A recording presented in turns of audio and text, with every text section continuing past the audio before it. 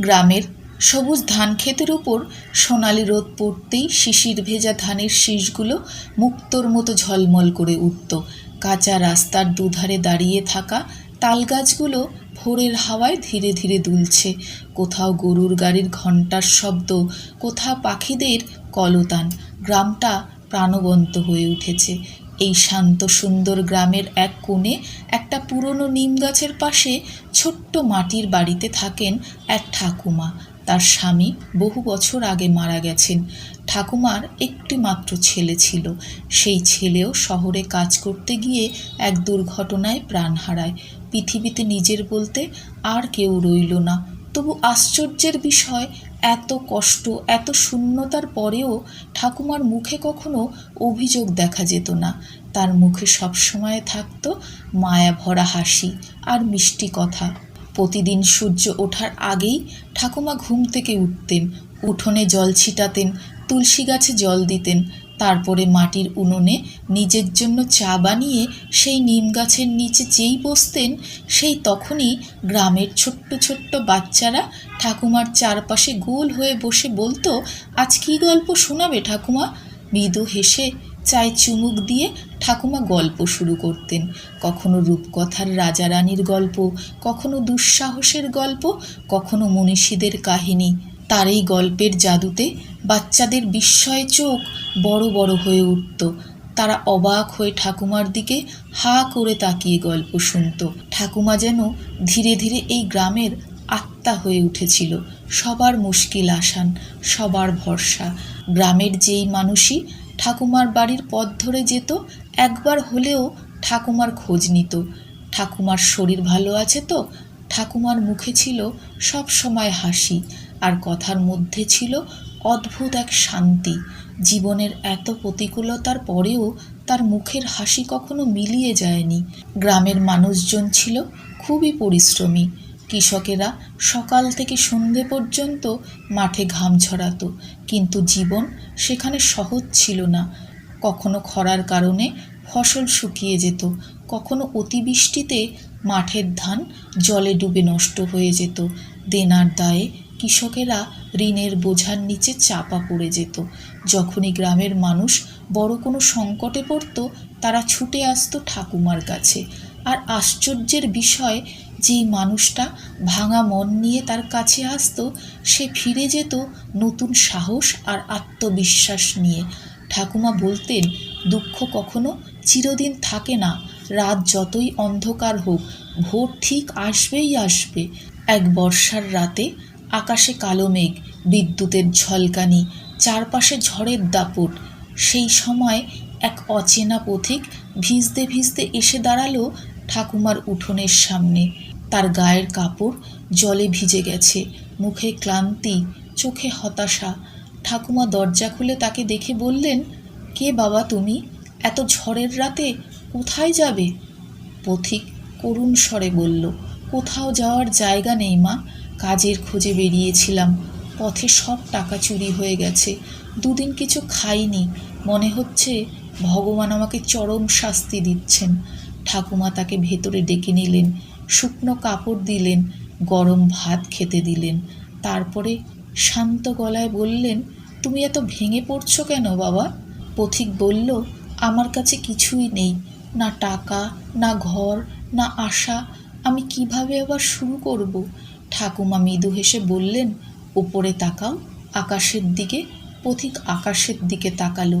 কালো মেঘের ফাঁক দিয়ে পূর্ণিমার চাঁদ একটু একটু করে বেরিয়ে আসছে। ঠাকুমা বললেন, দেখলে, এত অন্ধকারের মধ্যেও আলো নিজের পথ ঠিক খুঁজে নেয়। তারপরে তিনি মাটির দিকে ইশারা করে বললেন, এবার নিচে তাকাও। পথিক দেখল, ভিজে উঠোনের এক পাশে একটা ছোট্ট বিড়ালছানা গুটিসুটি হয়ে বসে আছে। ঠাকুমা বললেন, এত ঝড় বাদলের মধ্যেও এই ছোট্ট বিড়ালছানাটা নিজেকে বাঁচাবার আপ্রাণ চেষ্টা করছে। তবে তুমি কেন ভয় পাচ্ছ? ঈশ্বর কখনো সব দরজা বন্ধ করেন না।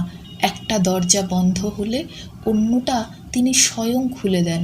তারপরে ঠাকুমা ধীরে ধীরে বললেন, এবার নিজের ভেতরে তাকাও। পথিক কিছুক্ষণ চুপ করে রইল। সে বুঝতে পারল তার শরীর ক্লান্ত হলেও এখনও কাজ করার শক্তি আছে, তার মন ভেঙে গেছে, কিন্তু পরিস্থিতির সঙ্গে লড়াই করার শক্তি এখনও অবশিষ্ট আছে। ঠাকুমা তার মাথায় হাত রেখে বললেন, যেটা তুমি শেষ ভাবছ সেটা হয়তো তোমার নতুন শুরুর পথ। সেই রাতে পথিক প্রথমবার অভিযোগ না করে ভগবানকে ধন্যবাদ দিল। পরদিন সকালে সে নতুন সাহস নিয়ে আবার পথ চলা শুরু করল। সেদিন যাওয়ার আগে সে ঠাকুমাকে বলেছিল, মা, আপনি না থাকলে হয়তো আমি আজ হার মেনে নিতাম। ঠাকুমা শুধু হেসে বলেছিলেন, মানুষ তখনই হারে যখন সে নিজের ভেতরকার বিশ্বাস হারিয়ে ফেলে। এইভাবে ঠাকুমার কথা গ্রামের মানুষের মধ্যে আলো জ্বালিয়ে দিত।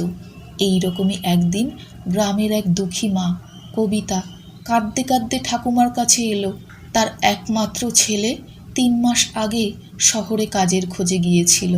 তারপর থেকে আর কোনো খবর নেই, কোনো চিঠি নেই, কোনো বার্তা নেই। কবিতা এসে ঠাকুমার কোলে মাথা রেখে হাউ হাউ করে কাঁদতে লাগলো। সে বলল, আমি বড় অসহায় ঠাকুমা, আমার ছেলেটা কোথায় আছে জানি না। প্রতিটা দিন ভয়ে বুক কেঁপে ওঠে, মনে হয় যদি ওর কিছু হয়ে যায় আমি কি করব। ঠাকুমা শান্ত চোখে তার দিকে তাকিয়ে বললেন, মা, যখন মন ভয়কে আঁকড়ে থাকে তখন ভয় সত্যের থেকে বড় হয়ে যায়, আর যখন মন বিশ্বাস করতে শেখে তখন বড় কষ্ট ছোট বলে মনে হয়। কবিতা কাঁদতে কাঁদতে বলল, কিন্তু ঠাকুমা, চারপাশে যখন শুধু অন্ধকার তখন বিশ্বাস কোথা থেকে আনবো?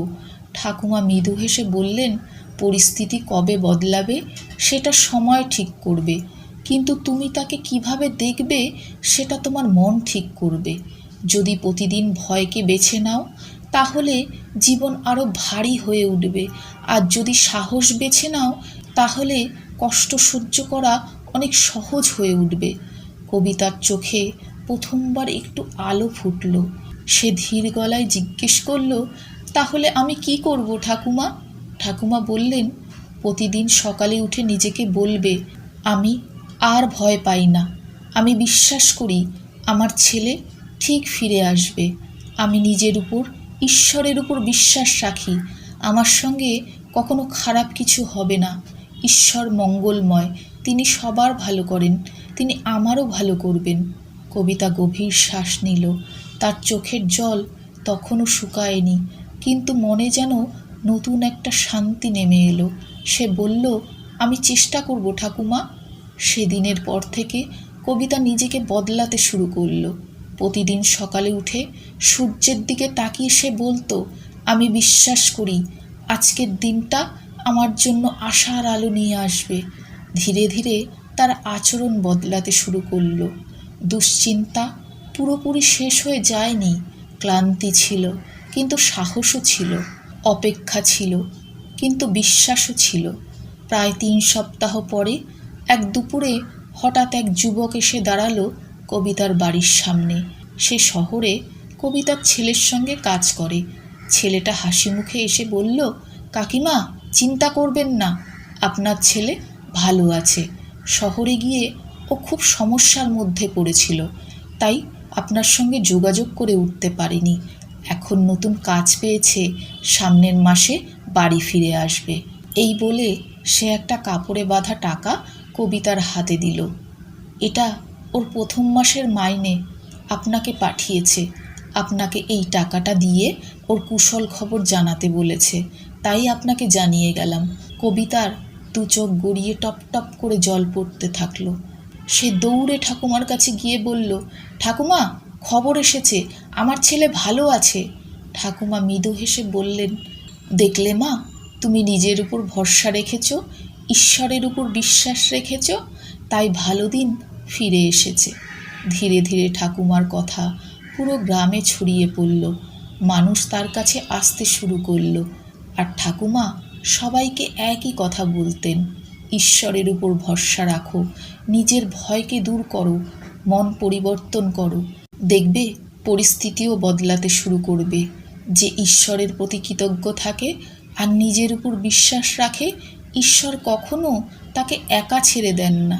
কখনো ভয়, দুশ্চিন্তা আর আতঙ্কের মধ্যে নিজেকে সম্পূর্ণ ডুবিয়ে দিও না। তাহলে আলোর সব পথ বন্ধ হয়ে যাবে। আগে মনের অন্ধকার দূর করতে হবে, তবেই জীবনে আলো প্রবেশ করবে। ধৈর্য রাখো, বিশ্বাস রাখো, দুঃসময় ঠিক কেটে যাবে, আবার নতুন সূর্য উঠবে। সময়ের সঙ্গে সঙ্গে গ্রামটা বদলাতে শুরু করলো। সমস্যাকে মানুষের দেখার দৃষ্টিভঙ্গি এখন বদলে গেছে। মানুষের মধ্যে অভিযোগ করার প্রবণতা কমেছে, একে অপরের প্রতি কৃতজ্ঞতা বেড়েছে, ভয় কমে বিশ্বাস জন্মেছে। গ্রামটা আগের মতোই আছে, কিন্তু ঠাকুমার দেখানো আলোতে গ্রামের মানুষগুলোর চিন্তা করার ধরন বদলে গেছে। আর সেই কারণেই তাদের জীবন আগের থেকে অনেক বেশি সুন্দর হয়ে উঠেছে। বন্ধুরা, জীবনে অন্ধকার আসবেই। অন্ধকার যতই গভীর হোক না কেন, একটা ছোট্ট আলোর কিরণ তাকে দূর করতে পারে। আর সেই আলোটা বাইরের কোথাও নয়, আমাদের নিজের মনের মধ্যেই লুকিয়ে থাকে। তাই কখনো আশা হারাবেন না, বিশ্বাস রাখুন, কারণ দুঃসময় চিরকাল থাকে না। একদিন না একদিন সূর্য ঠিক উঠবেই উঠবে।